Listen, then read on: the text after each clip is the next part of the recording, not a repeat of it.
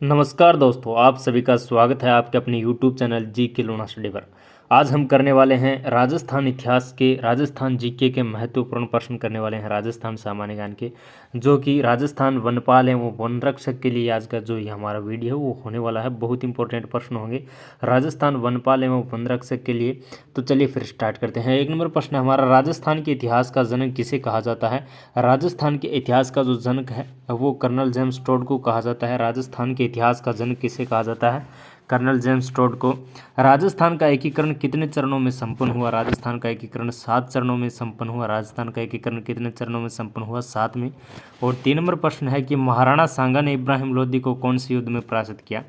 महाराणा सांगा ने इब्राहिम लोदी को खातौली के युद्ध में पराजित किया। महाराणा सांगा ने इब्राहिम लोदी को कौन से युद्ध में पराजित किया, तो खातौली के युद्ध में महाराणा सांगा ने इब्राहिम लोदी को पराजित किया।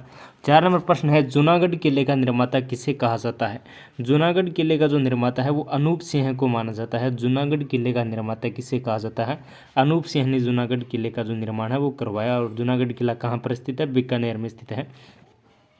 5 नंबर प्रश्न है, राजस्थान का ताजमहल कहलवाने वाले महल जसवंतथड़ा का निर्माण है वो किसने करवाया। यानी कि राजस्थान का ताजमहल किसे कहा जाता है, राजस्थान का ताजमहल है वो जसवंतथड़ा को कहा जाता है। राजस्थान का ताजमहल जसवंतथड़ा को, और इसका जो निर्माण है वो सरदार सिंह ने करवाया। तो जो हमारा डी नंबर ऑप्शन है एकदम सही हो जाएगा। और अगला प्रश्न है कि मोहनोत नैन्सी को राजपुताने का अबुल फजल है वो किसने कहा। मोहनोत नैन्सी को राजपुताने का अबुल फजल है वो मुंशी देवी प्रसाद ने कहा। मोहनोत नैन्सी को राजपुताने का अबुल फजल किसने कहा, मुंशी देवी प्रसाद ने। देवलिया जो कि प्रतापगढ़ में है, कि किस शासक ने चित्तौड़गढ़ के दूसरे साके में केसरिया धारण किया था। चित्तौड़गढ़ का दूसरा साका हुआ उसमें से देवलिया के जो शासक थे उन्होंने केसरिया धारण किया था, वे कौन थे, तो देवलिया के जो बाघ सिंह थे जो कि प्रतापगढ़ जो चित्तौड़गढ़ है हमारे चित्तौड़गढ़ के दूसरे साके में उन्होंने केसरिया धारण किया। तो जो हमारा 1 नंबर ऑप्शन है वो एकदम सही हो जाएगा कि चित्तौड़ के दूसरे साके में केसरिया धारण किया। और प्रतापगढ़ से जो थे वो थे देवलिया से बाघ सिंह है। तो जो हमारा 1 नंबर ऑप्शन एकदम सही हो जाएगा। और अगला प्रश्न है हमारा 8 नंबर प्रश्न की, रूठी रानी के नाम से राजस्थान के इतिहास में कौन प्रसिद्ध है। रूठी रानी के नाम से राजस्थान के इतिहास में रानी उमादेव प्रसिद्ध है, जो किसकी पत्नी थी, रानी उमादेव। रानी उमादेव है वो मालदेव की पत्नी थी। रूठी रानी के नाम से राजस्थान के इतिहास में कौन प्रसिद्ध है, रानी उमादेव।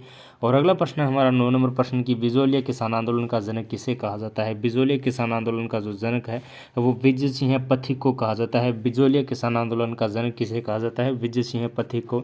और प्रसिद्ध हल्दी घाटी के युद्ध को मेवाड़ की थर्मोपली किस विद्वान ने कहा। हल्दी घाटी के युद्ध को मेवाड़ की थर्मोपली है वो कर्नल जेम्स टोड ने कहा। कि हल्दी घाटी का जो युद्ध है, हल्दी घाटी के युद्ध को मेवाड़ की थर्मोपली किसने कहा, कर्नल जेम्स टोड ने। और अगला प्रश्न है हमारा 11 नंबर प्रश्न, भारतीय लोक कला मंडल कहाँ पर स्थित है। भारतीय लोक कला मंडल है वो हमारा उदयपुर में स्थित है। भारतीय लोक कला मंडल कहाँ पर स्थित है, उदयपुर में। और 12 नंबर प्रश्न आज का हमारा, चरी नृत्य राजस्थान की किस क्षेत्र का प्रसिद्ध है। चरी नृत्य है वो राजस्थान के कौन से क्षेत्र का प्रसिद्ध नृत्य है। चरी नृत्य है वो राजस्थान के अजमेर क्षेत्र का प्रसिद्ध है। चरी नृत्य राजस्थान के कौन से क्षेत्र का प्रसिद्ध, अजमेर क्षेत्र का। और अगला प्रश्न है कि कपड़े की चादरों की बुनाई हेतु प्रसिद्ध लेटा गांव है वो कौन से जिले में स्थित है। कपड़े की जो चादर बनाई जाती है, कपड़े की चादरों की बुनाई हेतु एक प्रसिद्ध लेटा गांव है वो राजस्थान के कौन से जिले में स्थित है। लेटा गांव है वो राजस्थान के जालोर जिले में स्थित है, जो कि कपड़ों की चादरों की बुनाई हेतु प्रसिद्ध है। जालोर जिले में स्थित है लेटा गांव। और अगला प्रश्न है हमारा कि विश्व का एकमात्र वृक्ष मेला किस स्थान पर आयोजित होता है। विश्व का एकमात्र वृक्ष मेला है वो खेजड़ली जोधपुर में आयोजित होता है। तो जो हमारा बी नंबर ऑप्शन एकदम राइट हो जाएगा कि विश्व का एकमात्र वृक्ष मेला है और वो किस स्थान पर आयोजित होता है, खेजड़ली गांव में होता है और जोधपुर जिले में है जो कि। और अगला प्रश्न हमारा 15 नंबर प्रश्न कि निम्नलिखित में से हाड़ौती क्षेत्र का प्रसिद्ध गीत है। हाड़ौती क्षेत्र का प्रसिद्ध गीत है वो कौन सा है, तो हाड़ौती क्षेत्र का जो प्रसिद्ध गीत है इनमें से वो है बिछुड़ो। बिछुड़ो जो कि हाड़ौती क्षेत्र का प्रसिद्ध गीत है। और अगला प्रश्न है कि किस पूर्णिमा को नारियल पूर्णिमा के नाम से भी जाना जाता है। नारियल पूर्णिमा के नाम से किसे जाना जाता है, तो श्रावण पूर्णिमा को नारियल पूर्णिमा के नाम से भी जाना जाता है। और अगला प्रश्न है हमारा 17 नंबर प्रश्न की, चारबैंत लोकनाट्य प्रसिद्ध है। चारबैंत लोकनाट्य है वो कौन से क्षेत्र का प्रसिद्ध है।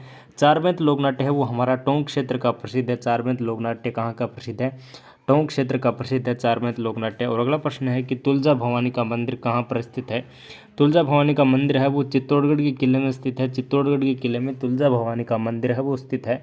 तुलजा भवानी का मंदिर कहाँ पर स्थित है, चित्तौड़गढ़ के किले में है। और अगला प्रश्न हमारा 19 नंबर प्रश्न कि बाबू प्रकाश नामक रचना के लेखक है वो कौन है। पाबू प्रकाश नामक रचना के लेखक है वो कौन है? पाबू प्रकाश नामक रचना के जो लेखक है वो आशा मोड़जी है। आशा मोड़जी जो कि पाबू प्रकाश नामक रचना के लेखक है।